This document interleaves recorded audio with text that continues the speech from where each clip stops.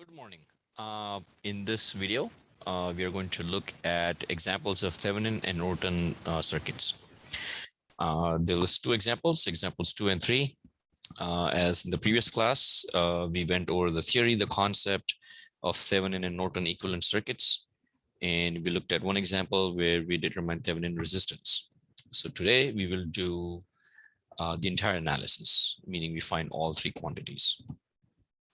Okay, so let's go to example 2. So in this example, we have a circuit with 3 resistors, 12 ohms, 6 ohms, and 4 ohms. And we are told that the 2 ohm resistor represents a load. Now, if you remember, the phrase where I said, or where I mentioned, as seen by, right? We want to find the equivalent circuit as seen by a particular component. Well, this phrase means exactly the same. It represents the load or it is the load itself.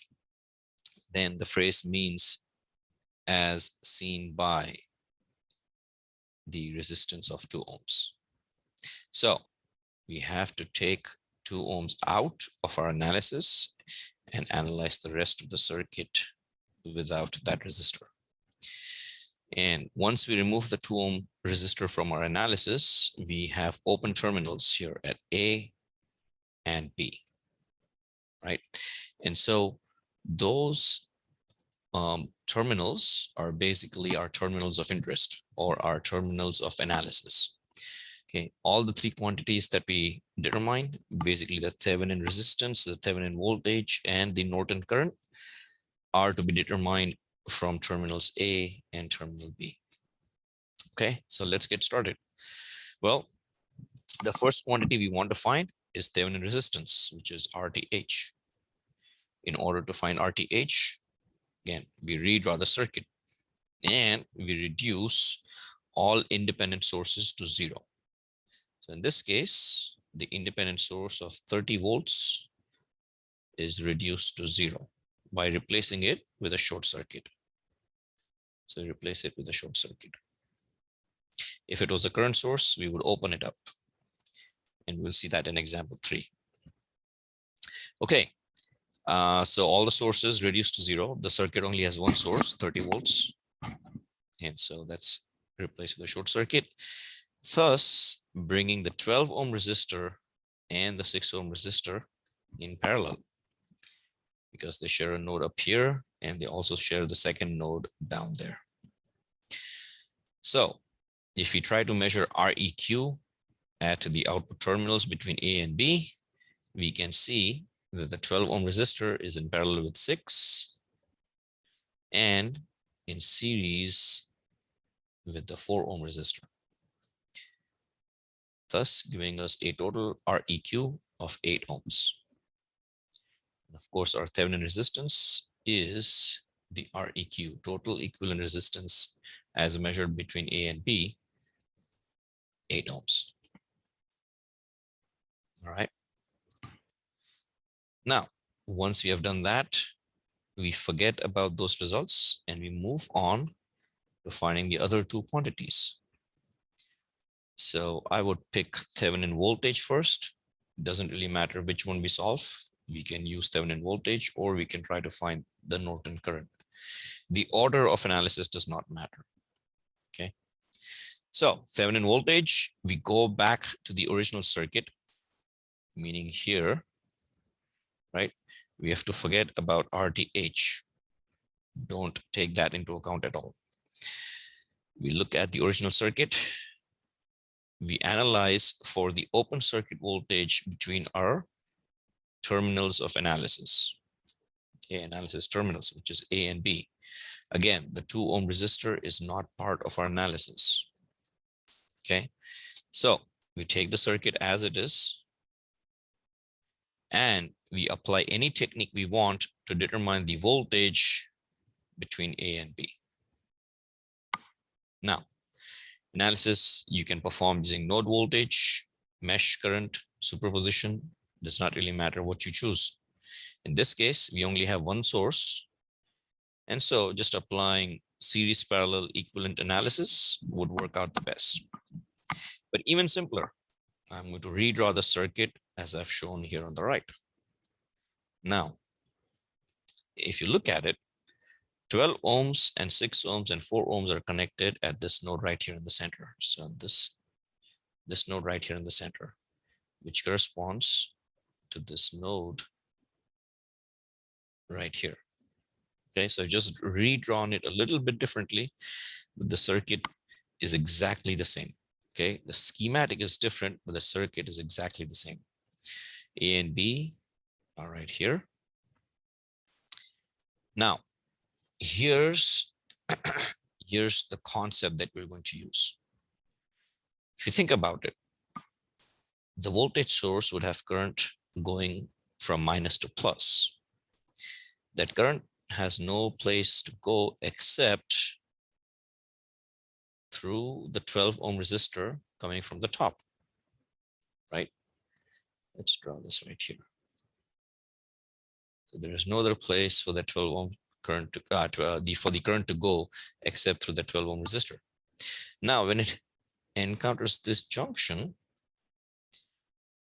it cannot go through the 4 ohm resistor because current needs a closed pathway to flow through. And it is open, the 4 ohm resistor is open at the other end, meaning it's open at terminal A. So there is no current flowing through that 4 ohm resistor. All of the current has to go through the 6 ohm resistor. Okay, so the current comes from the top and it goes through the 6 ohm resistor. No current flows through the 4 ohm resistor.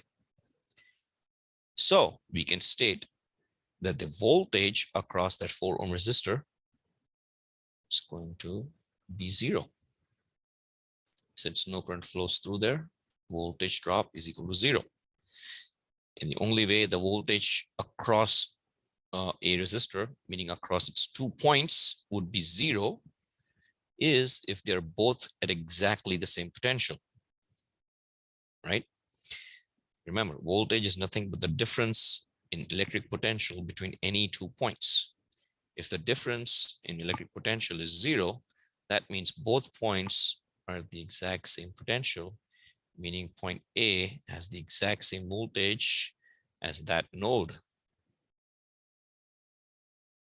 Okay, so node A has the exact same potential as that node. Same potential, and hence, or meaning the same voltage. So if we find the voltage across the 6 ohm resistor, that would give us the voltage across A and B. Remember, 6 ohms is connected at B at the bottom node, right? If the reference node was something else, then we would not be able to state this. But since the reference for that 6 ohm resistor and our VOC is exactly the same, meaning this terminal right here, we can say that VAB is equal to VR6, okay, or the voltage across that 6 ohm resistor. And because that 4 ohm resistor is hanging in the air, meaning no current flows through, it may as well not be connected to the circuit. And if that's the case, then we can say the 12 ohm and the 6 ohm resistors are in series. Okay, the 12 ohm and 6 ohm resistors are in series. The circuit can be drawn like this. That's it. And we find the voltage across the 6 ohm resistor. We can apply voltage division. And it is a one-step answer or one-step solution. Voltage division states that if you apply a voltage across a series connection of resistors, a fraction of the voltage appears across each resistor. The fraction is given by the ratio of the resistor to the total sum of that series resistances, and of course, a fraction of the total supply voltage. So 6 divided by 12 plus 6 times 30 gives us 10 volts. It's our Thevenin voltage, which is across A and B, comes out to be 10 volts. All right, let's take a pause while you let that sink in. Okay, take a break and come back and look at Norton current. So we did RTH, we did VTH. Now we look at IN. As with the previous two circuits, this circuit is completely different. It has no bearing whatsoever on the other two. So results from the other two also have no bearing here. We redraw the entire circuit as it is outside of that 2 ohm resistor. The 2 ohm resistor is not part of the analysis. And then we short out the two terminals, A and B. Again, remember, we want to find the current that is being supplied to that component between A and B. So current needs a pathway to flow through. So we place a short circuit between those 2 points. Now this circuit is again very different from the other two.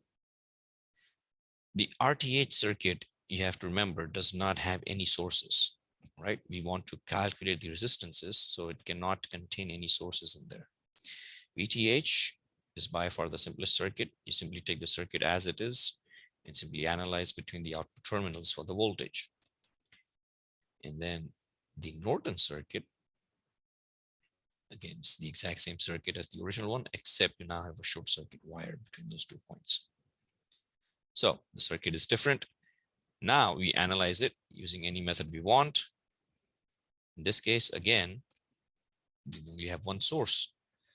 I'm going to redraw the circuit in a way that makes a little bit more sense. And so I've redrawn it similar to the previous circuit, where you have a resistor 12 ohms, and you can see because of the short right here, for the 4 ohm resistor is in parallel with the 6 ohm resistor, right? Because both terminals of both resistors are connected together. And so I can draw 6 and 4 in parallel, which then I can see is in series with the 12 ohm resistor. Now, look carefully. I have ISC, the short circuit current going from A to B. That is, of course, my Norton current. But if I extend the arrow back, I can see that ISC is the current that is flowing through that 4 ohm resistor. Okay. ISC is the current that is flowing through that 4 ohm resistor. So when I redraw the circuit, I have 6 and 4 in parallel in series with 12, and ISC flowing through that 4 ohm resistor. And because it's a parallel connection, the voltage across the two resistors has to be the same. And I'm going to call it as Vx.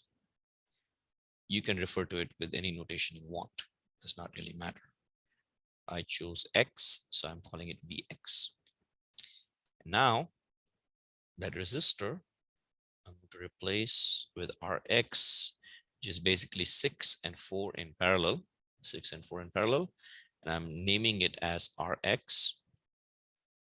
Rx will have a value of 2.4 ohms. And once again, I can apply voltage division to find the voltage Vx across that parallel combination. And Vx will be 30 times 2.4 divided by 12 plus 2.4, which gives me 5 volts. Right? Now, if Vx is 5, it is 5 for that 6 ohm resistor, and it is 5 volts across the 4 ohm resistor. So I apply Ohm's law and find the voltage, find the current through the 4 ohm resistor as 1.25 amps. 0.25 amps is my Norton current, thus completing my analysis. Again, let's take a pause, let that sink in before you move on to the next steps. We're almost done. We're at the end. We verify our answer by taking the Norton current, multiplying it with the Thevenin resistance. And you get 1.25 amps times 8 ohms comes out to be 10 volts, which is my Thevenin voltage. Thus, I verified my answer. Now, again, as I said, there are two reasons why we try to find the Norton current along with the resistance, because we have three quantities. If we choose to use Ohm's law and find the third quantity without actually analyzing it, we have to be absolutely certain that both values are correct. Because if I get even one of them incorrect, then I would have 2 out of 3 quantities incorrect. And of course, the other reason is it's not always possible to find the Thevenin resistance directly. For instance, if we have dependent sources in the circuit, we cannot find RTH because we cannot zero out dependent sources. So then we would have to find VTH and IN and apply Ohm's law to find RTH. Okay. Now my final circuits, final Thevenin circuit on the left, final Norton circuit on the right. Thevenin circuit is of course a voltage source in series with a resistor between the terminals A and B, and Norton is of course Norton current in parallel with that Thevenin resistance. And I'm going to plug the 2 ohm resistor back into the circuit so you can see how the circuit is reduced. Now, at this point, if I wanted to find the voltage across that 2 ohm resistor or the current through the 2 ohm resistor, I would not have any trouble. Vx across the 2 ohm resistor. Oh, this Vx is not the same as the one we did in our analysis. Okay, it's not the same as this one. Just want to point that out. This Vx is again just a random variable. So if I wanted to find the voltage here across the 2 ohm resistor, or if I wanted to find the current, I do not have to perform the analysis over and over again for any value of that load resistor. This 2 ohm could change 10 times to like 4 ohms or 8 ohms or 100 ohms or any value. My voltage and my current through that component would always be a one-step answer. So there you have it. That's example 2. Let's take a short break before we move on to example 3.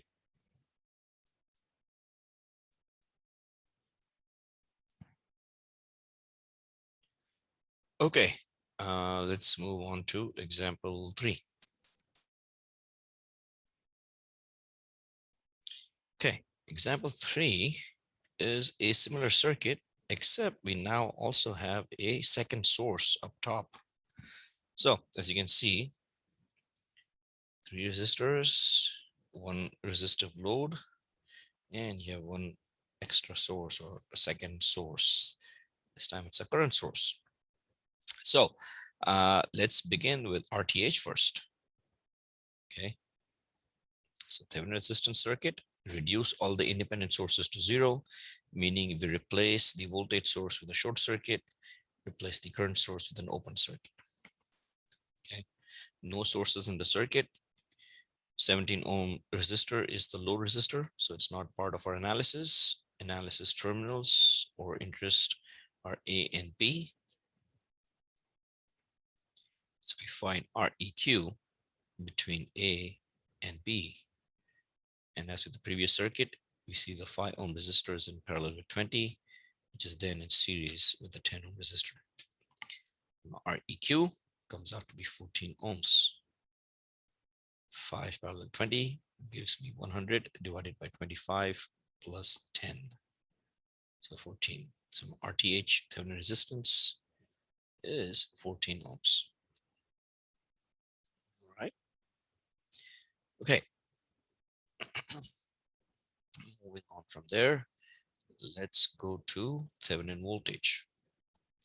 Circuit for Thevenin voltage.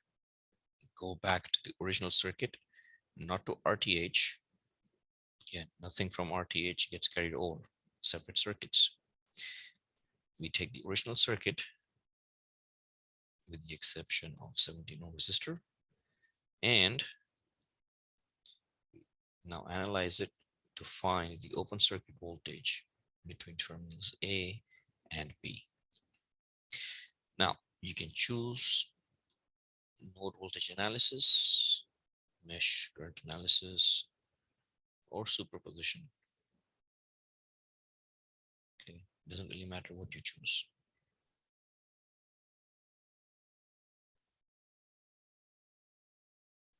I have shown here that I'm going to solve this with node voltage analysis. Okay, so the circuit setup B, node B, is my reference node at the bottom. A and B are already labeled, so I'm going to choose C and D. So up top on the left is C, and in the middle right here is D. Okay. Now, since B is my reference node, VB is 0 volts, and VC would be the voltage source, so 20 volts. So slightly bigger. Okay. All right, so node C is 20 volts. Now, node voltage analysis, I'm going to apply KCL at node D.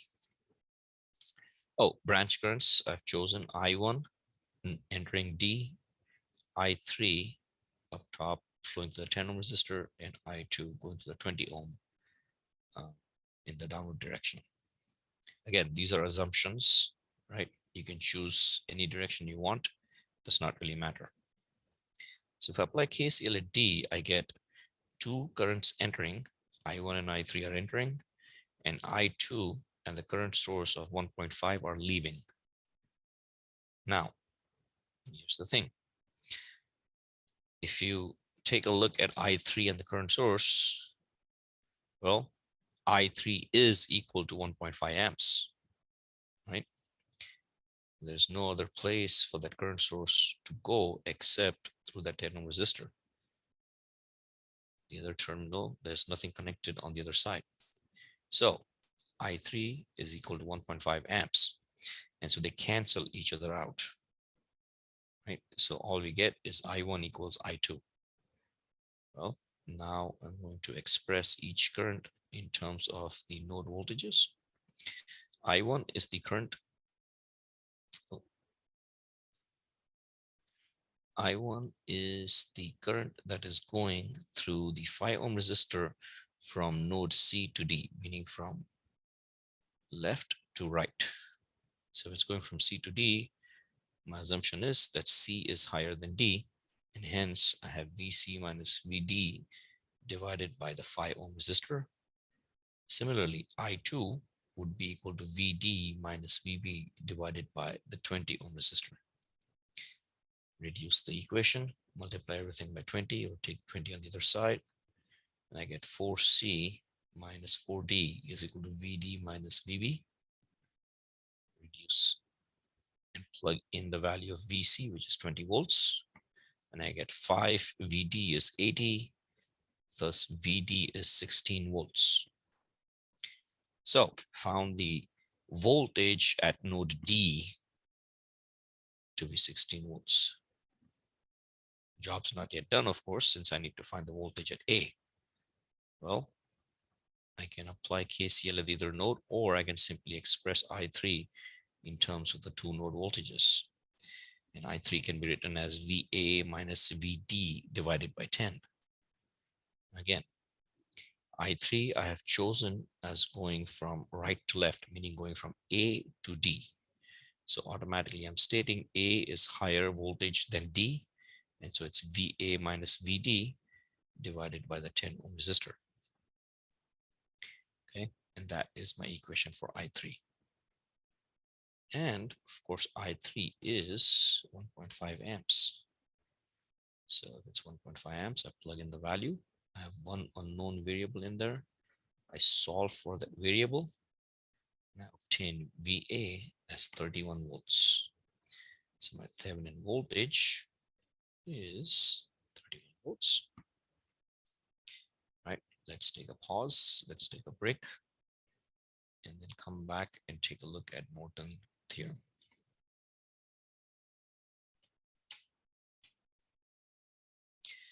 Okay. After your break, let's take a look at Norton current circuit. Again, same circuit, same original circuit, all of the sources in there, plus all of the resistors.